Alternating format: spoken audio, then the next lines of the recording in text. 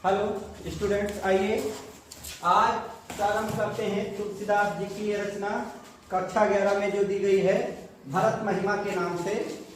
भरत महिमा, इसमें भरत राम को मनाने जा रहे हैं और उनके साथ पूरा राज समाज जा रहा है। तो इसी बात का वर्णन यहाँ पर तुलसीदास जी ने किया है। गोस्वामी तुलसीदास जी की रचना रामचरितमानस से यह लिया गया है। चलिए पढ़ते हैं। दोहा पहला स्टार्ट करते हैं। चलत पया देखत फल पिता दीन्हि तजि राज, जस मनावन रघुबरहि भरत सरिस को आज। करें चलत पयादे, पैदल जा रहे हैं। पयादे माने पैदल जा रहे हैं। खात फल, और रास्ते में फल फूल खाते हुए जा रहे हैं। पिता दीन्हि तजि राज, पिता के द्वारा दिए गए राज को उन्होंने त्याग दिया है। तज देना माने त्याग दिया है। जात मनावन रघुबर, कहाँ जा रहे हैं? श्री रामचंद्र जी को मनाने के लिए जा रहे हैं। रघुबर किसको कहते हैं? श्री राम को। श्री राम को मनाने के लिए जा रहे हैं। भरत सरिस को आज, सरिस माने के समान, सरिस माने भरत के समान आज और कौन है? यहाँ पर सरिस, सरिस मैंने बताया है शेषम सरिस, है ना? जहाँ हो वहाँ कौन सा अलंकार होता है? उपमा, है ना? तो यहाँ कौन सा अलंकार है? उपमा अलंकार है। आगे बढ़ते हैं।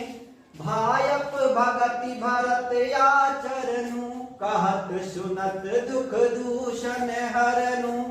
गांव की नारियां जब उनको इस प्रकार जाते हुए देखती हैं तो आपस में बात करती हैं कि भायप मतलब भाईचारा, भायप का मतलब भाईचारा, भगति और भक्ति भरत के आचरण में है।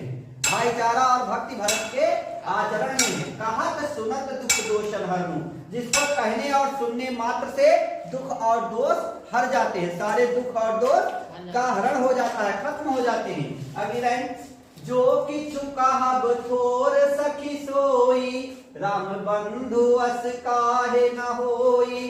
एक महिलाएं आपस में कहती हैं, हे सखी, जो कुछ भी इनके बारे में कहा जाए वो कम ही है।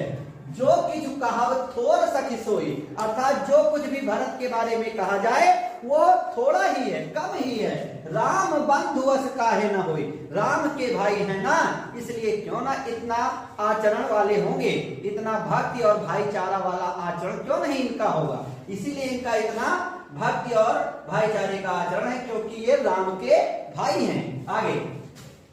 हम सब सानुज भरत ही देखे, भाई धन्य जुबती जन लेखे।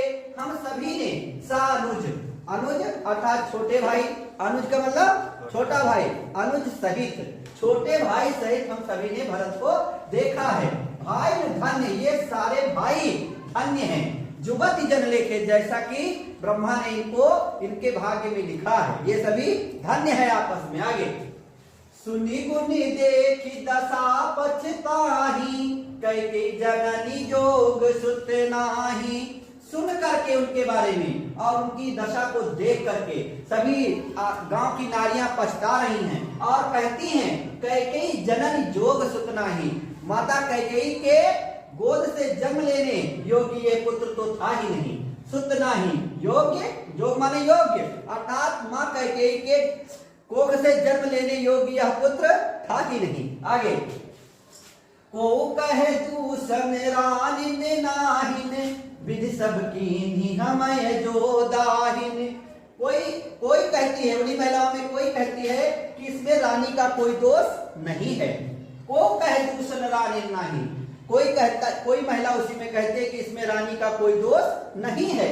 विधि सब की हमें जो दाहिन, ये सभी तो विधाता ने किया है, तभी तो हमको आज इनके दर्शन मिले हैं। ये सभी तो विधाता ने किया है, तभी तो आज हमको इनके दर्शन मिले हैं। आगे। कहाँ हम लोक वेद विधिहीनी, लघु किए कुल कर तूति मलिनी। अब अपने बारे में वो नारियां बात करती हुई कहती हैं कि हम सभी कहाँ लोकाचार, वेद और विधि, पूजा की विधि, उपाय, इस प्रकार से किसी को किस विधि से किसको सुमिरन किया जाता है, इस सब विधि से हीन है। हीन मतलब ये सभी हमको नहीं आता है। लघुतिये, लघु अर्थात छोटे कुल की स्त्रियां हैं, कुल करतूत मलिनी, और हम लोगों के कुल की करतूत भी मलिन है, अर्थात हम सभी ऐसे नीच कार्य से जुड़ी हुई हैं, इस प्रकार कहती हैं। आगे, बसही कुदेश कुगाम कुबामा काहे दरस पुण्य परिणामा। कहते हैं हम सभी तो बहुत दूर रहती हैं और हम लोगों का गांव भी इतना उच्च कोटि का नहीं है, हम लोगों का टोला, कुबामा माने टोला भी इतना ख्याति प्राप्त नहीं है। कहाँ यहाँ दरस पुण्य परिणाम, इनके दर्शन का पुण्य परिणाम हम लोगों को कहाँ मिल पाता यदि ऐसा ना होता, है ना। आगे, असे आनंद यचिरज प्रतिग्रामा जन मरुभूमि कलप तर जामा। जन जानो मन मानो में कौन सा अलंकार होता है? उत्प्रेक्षा। कौन सा? उत्प्रेक्षा। तो यहाँ उत्प्रेक्षा भी है। कौन सा है? उत्प्रेक्षा। उत्प्रेक्षा भी है अलंकार। चलिए देखिए, अस आनंद आचरज प्रतिग्रामा, इतना आश्चर्य और आनंद प्रत्येक गांव में फैला हुआ है। जन मरुभूमि कल्प तरजामा, ऐसा लगता है कि जैसे किसी मरुस्थल में कल्प का वृक्ष जम आया हो, उग आया हो। प्रत्येक गांव में भरत को उनके समाज के साथ देख करके इतना आनंदित है सभी लोग, अचरज और इतना आश्चर्य में है सभी लोग, सभी नारियां। जब ऐसा लग रहा है जैसे मरुभूमि मरुस्थल में कल्प का वृक्ष जब आया हो। इस प्रकार से काव्य सौंदर्य में आकर के देखते हैं। भाषा अवधि है, छंद दोहा चौपाई।